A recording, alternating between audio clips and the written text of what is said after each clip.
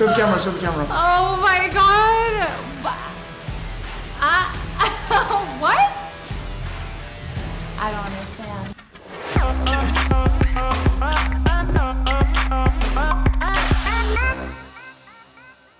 What's going on, everyone? Welcome back to the channel, and this week we are learning an extremely easy, deceptive, and practical card trick. You can do this with any deck of cards. It could be borrowed, shuffled. It doesn't even have to be a full deck of cards, and it's so easy that beginners can do it, but so strong that even pros will get a lot of great reactions with this. Now, before we get to that, I have a big announcement for all my subscribers. As you guys know, besides magic and mentalism, I'm very passionate about body language, behavior analysis, lie detection, persuasion, all that real psychology stuff. And just this week, I created a completely separate YouTube channel devoted to that kind of content. So if you're here for magic and mentalism, performances, tutorials, stay here. You don't have to subscribe to that other channel. There will be zero mentalism or magic tutorials. None of that stuff will be there. But if you're interested in that content, and if you guys enjoyed that type of content that I was doing on this channel, now it's all moving to that one, and I will leave a link in the description. And I would really appreciate if those of you who like that kind of stuff would head over there, engage, share, comment, watch the videos, and help me get that channel to where this one is, just like we did with this one. So I'll see you guys over there. And now back to the trick that we're learning today. As you guys know, performances are always extremely important for me, so let's start with that. What's going on, guys? Spidey here. I'm in the Bahamas with my friend TayRay. She has an awesome TikTok and Instagram page. I will leave the links in the description. Make sure to go follow her. She's a lot of fun. But right now, TayRay, I'm gonna do a trick for you and you're gonna do one for me. So I'm gonna teach you how to do one. Okay. Cool? Okay. So you'll start. Take the cards, give them a cut or a mix or whatever you're comfortable with. Oh, okay. Nice. Is that a cut? That's great, yeah, it's a cut. Perfect. And now spread through the cards and make me choose one. Okay. All right, you have to choose one, but only one. Okay, that was really good. That was really convincing. I'm gonna grab that one. Now you have to tell me to remember it. Okay, remember your card. Got it. And now you have to tell me to put it back. Oh, okay. Now place the card wherever you may please. You're so good at this. There we go. Is that a good spot? That's perfect. Okay, and now you could cut, you can mix whatever you like just to make sure the card is lost. Great, and that's gonna be That's great. Nice cut, couple cuts there, good. All right. Wonderful, you good with that? Yeah. Okay, my turn now. So I've remembered a card. Now I'm gonna get you to pick one. Choose any one of these. Okay. Okay, look at it, remember it, make sure you can remember it. Okay, I got this. You got it? I got this. And then put it back wherever you like. Oh yeah, wherever you like. There. That's a good spot? Yeah, that's good. Excellent. And just like you did, I'm gonna give that a couple of cuts. I'll even throw in a shuffle. That way, both of our cards are totally mixed up. Okay. Now we're gonna find each other's cards with pure intuition. I will go first. Here's how, check it out. I'm just gonna focus here and watch carefully. I'm gonna cut just a few cards like this, turn them upside down, put them back on.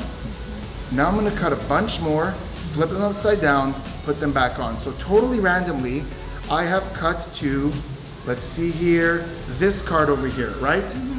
I'm gonna take that card out. That's what I think your card is. Totally random. Now you take the deck and you do the same. Cut just a few cards, a small packet. Okay. That's perfect. Flip all these over. No. Bring them. Flip all those upside down. Yeah, put them back on. Okay. Now cut a whole bunch more. Okay. Turn them all upside down and put them back down. Like that? Yeah. Okay. And now spread through to the first face down card. That's totally randomly you got to that card, right? Back up so they could see it. Back up, so perfect, right there. That's the first face down card. Wonderful. We're gonna take that out, drop the rest of the deck. We don't need that. Nice. Don't look at it yet. Okay. So, TayRay, we each thought of a card, and then each of us tried to find the card that the other one was thinking of. Exactly. What was the card you were thinking of? King of Hearts. King of Hearts. Yes. TayRay, I nailed it. Oh my god. But hold on. That's my job, right? Finding your card, it's what I do. I was also thinking of a card. Okay. I was thinking of the 7 of Diamonds. Take a look at which one you got. Is it? Let me see. Show the camera, show the camera. Oh my god. What? I don't understand. You found it. That's insane. I just did magic, y'all. First time. There it was. I hope you guys enjoyed that performance. And as you could see, it's a really powerful and impromptu trick where you intuitively find their card and they intuitively find yours. Now, as you know, history is very important to me, especially in this case, because this trick goes way back for me. When I was younger, I had a lot of videos from a magician called John Carey, who I really looked up to as a magician because all his work was quite simple, but really, really effective. So I studied his work, I did a lot of his routines, and this was one of my favorite ones that he created that I used to do very regularly in my professional work or socially. Now, I always thought that this would be the perfect trick that I can teach on the channel because it's simple but powerful, but it wasn't mine, so I couldn't teach it. But completely by coincidence, John Carey wrote to me a couple of months ago. He told me that he's seen a couple of videos on the channel. He really enjoyed them, which was such an honor for me because I've always looked up to him as a performer. And he said, listen, if there's any of my pieces you ever want to teach. And I said, well, you know what? There's that one where you find the spectator's card and they find yours. I've always loved it. I think it'd be perfect for the channel. And he has very kindly given me the permission to teach this to you guys. And I appreciate that so much. And I asked him, what can we do to say thank you, John? Is there some product you want the subscribers to go check out, a website? He just said, you don't have to do any of that. Just tell them to go check out my Facebook if they feel like doing that. So I'm gonna leave his Facebook page in the description. Guys, please go give him a follow. It's the least we can do for him allowing me to teach you guys this amazing trick. Okay, so let's start with how you're going to set up the deck. You're not. That's it. You're done. It's a completely impromptu trick. So there is no setup. It could be legitimately shuffled. You can go into this after any other card trick that you do. You can borrow the deck. It doesn't even have to be a full deck. You know, sometimes people have decks of cards. There's cards missing. The deck's a mess.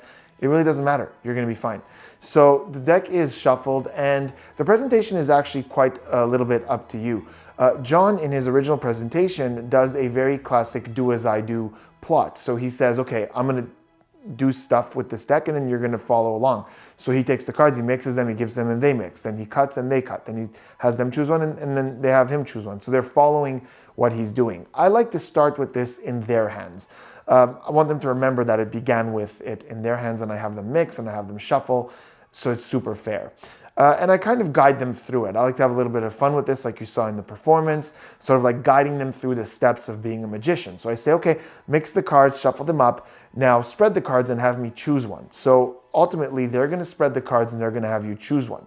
You're going to take any one at all. You're going to look at it, but you're not going to remember it. It doesn't matter. But you're going to pretend like you are. So it doesn't matter what I picked here. I actually picked my favorite card in the deck, 7 of spades.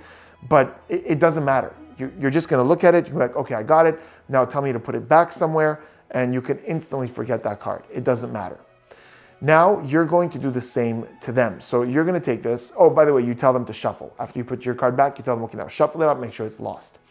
Now they give you the deck and you do the same. So you're going to shuffle the cards yourself, however you want to shuffle, doesn't matter. And you're going to have them choose any one they want. So let's say they choose this one, the 5 of spades. That's their card. Now you're going to tell them to return it back in the deck exactly like, you know, they did for you. And they're going to put it back wherever they like. So let's say here. And all you're going to do is keep your pinky on top like this, just a little bit of your pinky as you close the cards up like that. That's called a pinky break. It's covered elsewhere in my tutorials, but it's just like that. As you close the deck, you keep a little bit of the pinky above their card. So from the front, they can't see that, but you've got where their card is held in place. Now you're going to do a double undercut to bring their card to the top. This is very simple. And again, in the performance, you could see me say, oh, just like you did, I'm going to cut these cards a couple of times. So to perform the double undercut, basically, I've got this break once again. My thumb is going to come over like this, and I'll show you what's happening. I'll hold it like this so you could see. My thumb is going to come over, and you're transferring that opening to the thumb. Basically, you're doing this while your left hand still stays in place. And you're going to take half the cards from under that break and cut them to the top. And then you're going to take all the cards from under that break and you're going to cut those to the top. So it just looks like you gave it a couple of cuts, and secretly what you've done is you've brought their card to the top. Of course, you don't show them that. It just stays there. Now you're basically going to use the cut deeper force, which is a very old and very practical force that makes it seem like you're just cutting twice to a random card. So you tell them, now we're going to find each other's cards. And I will go first. I'm going to use my intuition and cut this deck twice. Let's see how I do. And essentially, you're just using this really simple card force on yourself because the cut deeper force forces the top card. So basically the way it works, there's really no manipulation. You take a small packet of cards, about a third of the deck, flip it over, put it back down. Then you cut further in, about 2/3, cut off like this, flip the whole thing over, and set it back down. And that just looks like you randomly cut twice, but all it does is it puts a bunch of cards face up, and the first face down one is going to be what was originally the top card. So it's a really convincing sort of random looking cut. So now you're going to spread through and you're going to say, okay, let's see where I cut. I cut right there. Now, while they're focusing on this, you're remembering one very important thing. You're remembering this card, the first face up one. You have to remember that. So in this case, the 3 of clubs. But you're not stopping, you're not stalling, you're just going and saying, oh, look, I cut to this one randomly, and you're setting it down on the table or holding it in your hands. Now you're turning this over, the whole thing, and you're handing it to them and you're telling them to do the same thing. But because that 3 of clubs remained on top and it looks totally random, now they're going to do the cut deeper force and force the 3 of clubs to themselves. This is so brilliant. Honestly, high five, John. You nailed this. So they're going to cut about a third like this wherever they want, and you're going to tell them flip it over and put it back on, and then cut more cards, flip them all over and put them back on like this. And now you say, and make sure your pattern is clear, because for the cut deeper force, there's no sleight of hand done, but what you're saying has to be very clear. So here you say, now spread through all the cards until you get to the first face down card. That's the card you cut to. So the wording has to be very clear. So they spread through and they go to the first face down card. That's the card they cut to. And you have them hold on to it or put it down on the table. Get rid of the deck. Very important. You don't want them to suspect there's any cheating, sleight of hand, nothing like that. Get that out of the frame. It all comes down to these 2 cards. Now, once again, remember, wording is important here. I like to say, we both thought of a card, not picked a card, not chose a card. It's okay if you say that, but we thought of a card, and I randomly cut twice, and I got to this card. You randomly cut twice, you got to that card. It was completely intuitive. Now, it's totally up to you in which order you want to reveal these. I honestly see benefits to both. If you reveal their selection first, that leaves what they did for second. And I like that. That's what I did in the performance. It's like, I did this, I found your card, but that's what I do. I find cards, I'm a magician. But you did this as well. So I like to end on how amazing what they did is. But if you do it the way around, to where you say what your card was and they show it and they found it, and then you show their card, it ends on the big wow of you finding their card, which is the goal of most card tricks. So it's totally up to you. You could try both. Let me know in the comments which one is working better for you. But let's just assume you do this the way I did in the performance. So I say, okay, so you randomly thought of a card. I cut the cards twice, and my intuition led me to cut to this card. What was your card? And they're going to say 5 of spades, and you dramatically reveal that you got that, and they freak out. Then you say, but hold on, that's what I do. I'm a magician. I'm supposed to find your card. But you did something amazing. You intuitively cut the cards twice, and you cut to this card. The card that I was thinking of was the 3 of clubs. Take a look at how you did. And now they turn it over, and they found your card as well. And honestly, this gets such beautiful reactions for such a simple trick. And there it is.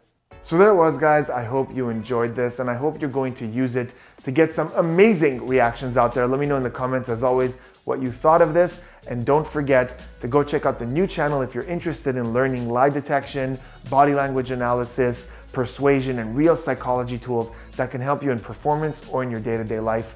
I will see you guys on the next one.